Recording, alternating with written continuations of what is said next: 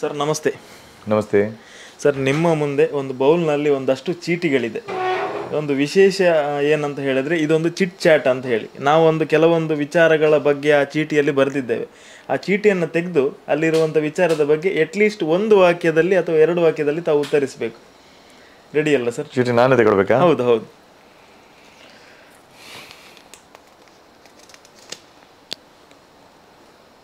ರಂಗಸ್ಥಳ. ರಂಗಸ್ಥಳ ನನಗೆ ದೇವಸ್ಥಾನ. ಭಾಗವತಿಗೆ ಮಾಡಿದ ಮೊದಲ ದಿನ ಅಂತ. ಪಾವಳ ಅಂತೇಳಿ ನಮ್ಮ ವರ್ಕಾಡಿ ಕೇರಳ ಬಾರ್ಡರ್ ಆಗುತ್ತೆ, ಅಲ್ಲಿ ಅದು ತುಳು ಪ್ರಸಂಗ. ಅಲ್ಲಿ ಭಾಗವತಿಗೆ ನಾನು ಮತ್ತೆ ಕ್ಷಣದ ಬಗ್ಗೆ ಏನಾದರೂ ಹೇಳ್ಬೋದು? ತುಂಬ ಅಂದರೆ ನಾನು ಅವಾಗ ಕಲಿತಾ ಇದ್ದೇನೆ ಅಷ್ಟೇ. ನನಗೆ ಯಕ್ಷಗಾನ ಅಂತ ಹೇಳಿದರೆ ಅದು ಪ್ರವೇಶ ಬರುವುದು ಎಂಥದಂತೇಳಿ ನನಗೆ ಗೊತ್ತಿಲ್ಲ. ಅಷ್ಟು ಇದರಲ್ಲಿ ನನ್ನ ಮೇಲೆ ನನ್ನ ಕಂಠದ ಅಭಿಮಾನಿಗಳಾಗಿ ನನ್ನ ಅಭಿಮಾನಿ ಬಂಧುಗಳಲ್ಲಿ ಕರೆಸಿ ನನಗೆ ಕಾರ್ಯಕ್ರಮಗಳನ್ನು ನೀಡಿದರು. ಭಾಳ ಒತ್ತಡದಲ್ಲಿ ನನಗೆ ಗೊತ್ತೇ ಇಲ್ಲ. ನಾನು ಕಾರ್ಯಕ್ರಮಕ್ಕೆ ಹೋದ್ದು ಮಾತ್ರ, ಹೋಗಿ ರಂಗಸ್ಥಳದಲ್ಲಿ ಭಾಳ ಒತ್ತಡ ದೂಡಿ ಕೂತ್ಕೊಳಿಸಿದ್ದಾರೆ. ನನಗೆ ಏನು ಕೊರಗಪ್ಪ ಶೆಟ್ಟರ ವೇಷ. ಆವಾಗ ಅವರು ಎಂಥ ಲೆಜೆಂಡರಿ. ಹೌದಪ್ಪ, ಅಂಥ ದೊಡ್ಡ ಮನುಷ್ಯನಿಗೆ ನಾನು ಪದ್ಯ ಹೇಳಿದ್ದೆ ನನಗೊಂದು ಹೆಮ್ಮೆ. ನರ್ವಸ್ ಇದ್ರಿ? ಅಯ್ಯೋ, ತುಂಬ ನರ್ವಸ್ ಆಗಿದ್ದೇನೆ.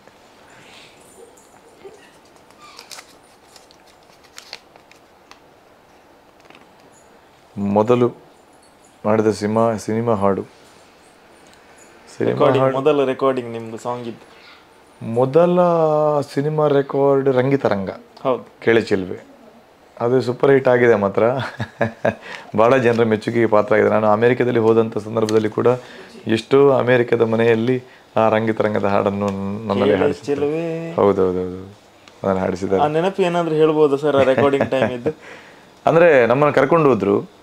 ಬೆಳಿಗ್ಗೆವರೆಗೆ ಪದ್ಯ, ನಾನು ಕಟಲಿ ಮೇಳದಲ್ಲಿದ್ದೆ ಆ ಟೈಮಲ್ಲಿ. ಬೆಳಿಗ್ಗೆವರೆಗೆ ಪದ್ಯ ಹೇಳಿ ಅನಂತರ ನನ್ನನ್ನು ಇಲ್ಲಿ ಗಾಡಿ ಕರೆಸಿದ್ದು. ಬ್ಯಾಂಗ್ಳೂರಲ್ಲಿ ರೆಕಾರ್ಡಿಂಗ್ ಆದದ್ದು. ಆ ನಿದ್ದೆ ಕೆಟ್ಟು ಹೋಗಿ ಅಲ್ಲಿ ಹಾಡಬೇಕು ಪುನಃ. ನಿದ್ದೆ ಇರಲಿಲ್ಲ, ತುಂಬ ಕಷ್ಟ ಆಗಿತ್ತು ನನಗೆ ಹಾಡಲಿಕ್ಕೆ. ಅಂದರೆ ರಾತ್ರಿ 2 ಗಂಟೆಯಿಂದ ಬೆಳಿಗ್ಗೆ 6 ಗಂಟೆವರೆಗೆ ಹಾಡಿ, ಅಲ್ಲಿಂದ ಗಾಡಿಯಲ್ಲಿ ಜರ್ನಿ ಮಾಡಿ ಬ್ಯಾಂಗ್ಳೂರಿಗೆ ಹೋಗಿ ಅಲ್ಲಿ ಪುನಃ ಈ ರೆಕಾರ್ಡಿಂಗ್ ಅಂತೇಳಿ ಆಗುವಾಗ ಭಾಳ ಕಷ್ಟ ಆಗಿತ್ತು ನನಗೆ, ಭಾಳ ಸುಸ್ತಾಗಿತ್ತು. ತುಂಬ ಖುಷಿಯಾಯಿತು.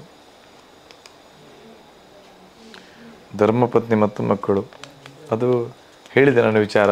ನಾನು ಭಾಗ್ಯವಂತ ಆ ಮಟ್ಟಿನಲ್ಲಿ. ನನ್ನನ್ನು ಅರ್ಥ ಮಾಡಿಕೊಡ್ತಾರೆ, ಅದು ನನಗೆ ಸರ್ವಸ್ವ. ಎಸ್.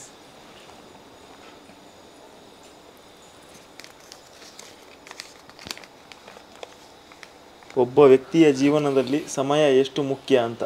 ಸಮಯ ಬಹಳ ಅಮೂಲ್ಯ ಆಗುತ್ತೆ. ಆ ಮಾತು ಹೇಳೋಕೆ ನನಗೊಂದು ನೆನಪಾಗ್ತಾ ಇದ್ದರೆ, ನಮ್ಮ ಗುರುಗಳಾದಂಥ ಡಾಕ್ಟರ್ ಶ್ರೀಮಂತರು ನಾರಾಯಣ ಶೆಟ್ಟರು ನನಗೆ ಛಂದಸ್ಸು ಕಲಿಸ್ತಾ ಇರುವಂಥ ಸಂದರ್ಭದಲ್ಲಿ ನನ್ನ ತುಂಬ ಮೈಂಡ್ ಡೈವರ್ಟ್ ಆಗ್ತಾಯಿತ್ತು. ನನ್ನ ಕಾನ್ಸಂಟ್ರೇಷನ್ ತಪ್ಪುವಾಗ ಅವರ ಅರಿವಿಗೆ ಬರುವಾಗ ಅವರು ಹೇಳ್ತಾಯಿದ್ರು, ಸತೀಶ ಗಡಿಯಾರ ತುಲ, ಆ ಗಡಿಯಾರದ ಆ ಸೆಕೆಂಡ್ದ ಮುಳ್ಳು ಟಕ್ ಟಕ್ದ ಬುಟ್ಟನುಂಡ ಅಂದು ನಾನಿವರು ಛಂದಸ್ಸಿನ ಪಾಠ ಮಾಡೋದಂತ ನನ್ನ ತಲೆಯಲ್ಲಿ. ಈಗ ಕೇನುಂಡು ಆ ಟಕ್ಂದು ಇತ್ತೆ ಪನ್ಪುನ ಒಂಜೊಂಜಿ ಮುಳ್ಳುದ ಒಂದೊಂಜಿ ಶಬ್ದಲ ನಿನ್ನ ಇಡೀ ಜೀವನದ ನನಗೆ ತಿಕ್ಕುಜಿ ಏತು ಕೋಟಿ ಕೊರಲ್ಲ ತಿಕ್ಕುಜಿ ನಿಕ್ಕೆ ಅಂತಿದ ಐವು ಹಾಡುವಂತಿರ ಬೆಲ್ಲಿ ನಿಕ್ಕೆ ಬುಕ್ಕ ಎಂಚಿನ ಈ ಸರ್ವಸ್ವನ ಐಕೆ ಪಾಡ್ನಲ್ಲ ನಿಕ್ಕೆ ಅವ್ರು ರಿಟರ್ನ್ ತಿಕ್ಕುಜಿ ಅಂತ ಹೇಳಿ ಅವರು ಹೇಳಿದಂತ. ಅದು ನನಗೆ ಈಗಲೂ ನನ್ನ ಮೈಂಡಲ್ಲಿ ಕೊರೈತಾ ಉಂಟು. ಆ ಸಮಯ ಯಾರಿಗೂ ನಮಗೂ ಸಿಕ್ಕುವುದೇ ಇಲ್ಲ. ಇಂಥ ಸಮಯಕ್ಕೆ ನಾವು ಮಾತಾಡ್ತಾ ಇದ್ದೇವೆ, ಈ ಸಮಯ ಹೋಯ್ತು, ನಮ್ಮ ಜೀವನದಲ್ಲಿ ಕಳೆದು ಹೋಗಿ ಆಯ್ತಿದ್ದು. ಹೌದು, ಈ ಸಮಯ ಇನ್ನು ಎಷ್ಟು ಕೋಟಿ ಕೊಟ್ಟರು ಇದು ಸಿಕ್ಕಲ್ಲ. ಎಸ್, ಇದನ್ನು ವೇಸ್ಟ್ ಮಾಡಬಾರ್ದು ಅಂತ. ಮಗ ಹುಟ್ಟಿದ ದಿನ? ಮಗ ಸೆಪ್ಟೆಂಬರ್ 12, 2012ರಲ್ಲಿ. ಸೆಪ್ಟೆಂಬರ್ 12, 2012. ಆ ದಿನದ ಒಂದು ಖುಷಿ ಹೇಗಿತ್ತು ಸರ್ ಅಂತ ಹೇಳಿ? ಗಂಡು ಮಗು ಆಯಿತು ಅಂತ ತುಂಬ ಸಂತೋಷಪಟ್ಟಿದ್ದೇನೆ, ತುಂಬ ಖುಷಿಪಟ್ಟಿದ್ದೇನೆ. ಗಂಡು ಮಗು ಆಗಬೇಕು ಅಂತ ಆಸೆ ಇತ್ತು, ಮತ್ತೊಂದು ಹೆಣ್ಣು ಮಗು ಬೇಕು ಅಂತಲೂ ಇತ್ತು. ಅದು ಕೂಡ ನನಗೆ ದೇವರು ಒದಗಿಸಿಕೊಟ್ಟಿದ್ದಾರೆ, ಒಂದು ಗಂಡು ಒಂದು ಹೆಣ್ಣು. ಎಸ್. ನಿಮ್ಮ ಮೊದಲ ವಾಹನ? ನನ್ನ ಮೊದಲ ವಾಹನ ಸೈಕಲ್. ಆನಂತರ ನನ್ನ ಭಾವನದೊಂದು ಸ್ಕೂಟರ್ ಇತ್ತು. ನನಗೆ ಅವಾಗ ವೆಹಿಕಲಲ್ಲಿ ತುಂಬ ಆಸೆ ಇತ್ತು, ಆಗ ತೆಗೆಯುವಷ್ಟು ವ್ಯವಸ್ಥೆ ಇರಲಿಲ್ಲ. ಸೈಕಲ್ ಕೂಡ ನನ್ನ ಫ್ರೆಂಡ್, ನನ್ನ ಕಾಲೇಜಿನ ಫ್ರೆಂಡ್ ಅವು ಕೊಟ್ಟದ್ದು. ಕಲಿಯುವಾಗ ಎದ್ದು ಬಿದ್ದ ನೆನಪು? ತುಂಬ ಶಾಲೆಯಲ್ಲಿ ಬಿಡುವಂಥದ್ದು. ಆವಾಗ ಎಷ್ಟು ಬೀಳ್ಲಿಕ್ಕುಂಟು ಇದೆಲ್ಲ. ಮತ್ತು ಚೇತಕ್ಕೆ ಸ್ಕೂಟ್ರ್ ಒಂದಿತ್ತು ನನ್ನ ಭಾವ ಕೊಟ್ಟದ್ದು, ಅದು ತುಂಬ ಹೌದೌದು ಹೌದೌದು ಅವಾಗೆಲ್ಲ ಕರೆಕ್ಟ್. ಆವಾಗ ಅದರಲ್ಲಿ ನಾವು ಯಕ್ಷಗಾನಕ್ಕೆಲ್ಲ ಅದರಲ್ಲಿ ಹೋಗ್ತಾ ಇದ್ದೆ ನಾನು, 2-3 ಜನರನ್ನು ಕೂತ್ಕೊಳಿಸಿಲ್ಲ ಆವಾಗ. ಆನಂತರ ಮತ್ತೊಂದು ಸಣ್ಣ ಆಲ್ಟೋ ಗಾಡಿ ತಗೊಂಡೆ, ಆನಂತರ I10 ಗಾಡಿ ತಗೊಂಡೆ, ಮತ್ತು ಸ್ವಿಫ್ಟ್ ಡಿಸೈರ್ ಒಂದು ತಗೊಂಡೆ, ಅದನ್ನು ಮಾರಿ ಸ್ವಿಫ್ಟ್ ಡಿಸೈರ್ ತಗೊಂಡೆ, ಮತ್ತು ಟೆರನೋ ಈಗ ಅಲ್ಲ ಟೆರನೋ ತಗೊಂಡು ಆನಂತರ ಅದನ್ನು ಸೆಲ್ ಮಾಡಿ ಮತ್ತು ಈಗ ಇನೋವಾ. ಎಸ್.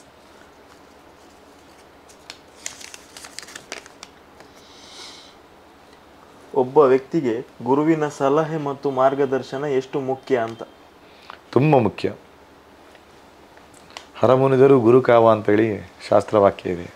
ಆ ದೃಷ್ಟಿಯಲ್ಲಿ ಗುರುವಿನ ಆದರ್ಶಗಳು ಅದು ಮುಖ್ಯ. ನಾವು ಸಮರ್ಥವಾದ ಗುರುಗಳನ್ನು ಆಯ್ಕೆ ಮಾಡುವಲ್ಲೂ ನಮ್ಮ ಪಾತ್ರ ಇದೆ. ಗುರುಗಳಂತ ಹೇಳಿಕೊಂಡು ತುಂಬ ಜನ ಬಂದಾರೆ, ಅದು ವಿಷಯ ಇರಲ್ಲ. ಆದರೆ ಅದರ ಪ್ರಜ್ಞೆ ಹಿರಿಯವರಿಗೂ ಆ ಮಗುವಿನ ತಂದೆ ತಾಯಿಗಳಿಗೂ ಬೇಕು. ನೀವು ಗುರುವನ್ನು ಆಯ್ಕೆ ಮಾಡುವಲ್ಲಿ ಕೂಡ ನಿಮ್ಮ ಪಾತ್ರತೆ ಮುಖ್ಯ ಇದೆ. ಮಗುವಿಗೆ ಗೊತ್ತಿರಲ್ಲ, ಅದು ವ್ಯಕ್ತಿಗಳಿಗೆ ಸಣ್ಣ ಪ್ರಾಯದಲ್ಲಿ ಗೊತ್ತಾಗಲ್ಲ. ಅಂಥದ್ದನ್ನು ನಾವು ಜಾಗ್ರತೆ ಮಾಡ್ಕೋಬೇಕು. ಆದರೆ ಗುರುವಿನ ಪಾತ್ರತೆ ಬಹಳ ಮುಖ್ಯ ಆಗಿರುತ್ತೆ. ಯಕ್ಷ ಅಭಿಮಾನಿಗಳು ದೇವರುಗಳು. ಅಭಿಮಾನಿಗಳಿಲ್ಲದೆ ನಾವು ಯಾರೂ ಏನೂ ಅಲ್ಲ. ನಮ್ಮನ್ನು ಇಷ್ಟು ಬೆಳೆಸಿದ್ದು ನಾವು ಈ ನಮ್ಮ ಜೀವಮಾನದಲ್ಲಿ ಏನು ಸಾಧನೆ ನಾನು ಏನು ಮಾಡಿದರೂ ಕೂಡ, ನನ್ನ ಭಾಗವತಿಗೆ ಸಾಧನೆ ಆಗಿರ್ಬೋದು, ನನ್ನ ವೈಯಕ್ತಿಕ ಸಾಧನೆಗಳು, ನನ್ನ ಫೌಂಡೇಶನ್ ಆಗಲಿ, ಈ ಥರ ಏನೇ ಸಾಧನೆಗಳಾಗಿರಲಿ, ನಾನು ಇಷ್ಟು ದಾನ ಧರ್ಮ ಮಾಡಿದ್ದೇನೆ ಅಂತ ಹೇಳಿದರೆ ಇದು ನನ್ನ ಅಭಿಮಾನಿ ದೇವರುಗಳಿಂದ. ಆ ದೇವರುಗಳಿಂದಲೇ ನಾನು ಇಷ್ಟರ ಮಟ್ಟಿಗೆ ನಾನು ಬೆಳೀಲಿಕ್ಕೆ ಸಾಧ್ಯತೆ ಆಯಿತು.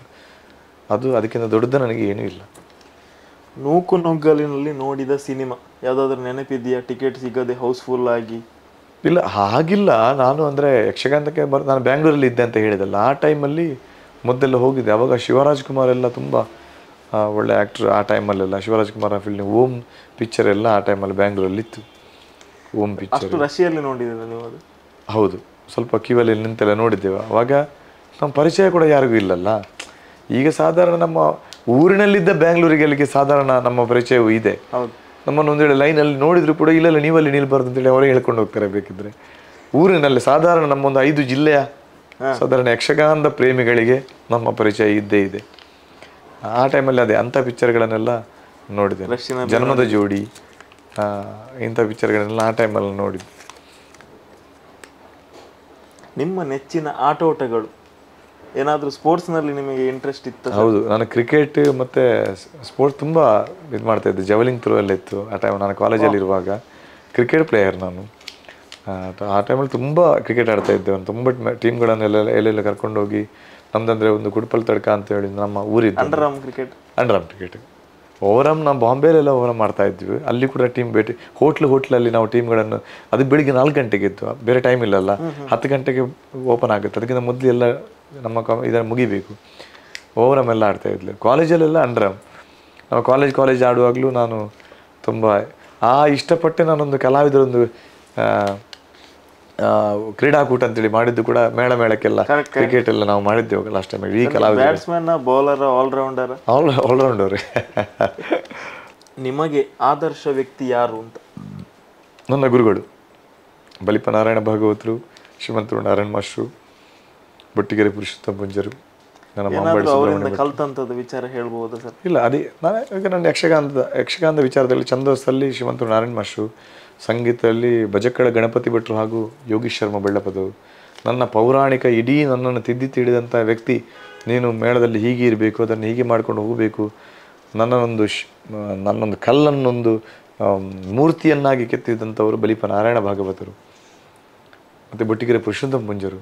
ನನಗೆ ಎಷ್ಟೇ ಅಡೆತಡೆಗಳಾದರೂ ಅವರಿಗೊಂದು ಸಣ್ಣ ನ್ಯೂಸ್ ಸಿಕ್ಕಿದ್ರು ಕೂಡ ಸತೀಶ ಅಂತ ದೂರವಾಣಿ ಕರೆ ಮಾಡಿ ನನ್ನನ್ನು ಮನೆಗೆ ಕರೆಸಿ ಅದು ಹೀಗೆ ಮಾಡು ಹೀಗಿರುವಂಥ ನನ್ನನ್ನು ತಿದ್ದಿದವರು ಅನೇಕರು ಇದ್ದಾರೆ. ನನ್ನ ಶ್ರೀಧರ ಭಂಡಾರಿಗಳಾಗಲಿ, ಇನ್ನಿತರ ಅನೇಕ ವ್ಯಕ್ತಿಗಳು ನನ್ನ ಜೀವನದಲ್ಲಿದ್ದಾರೆ.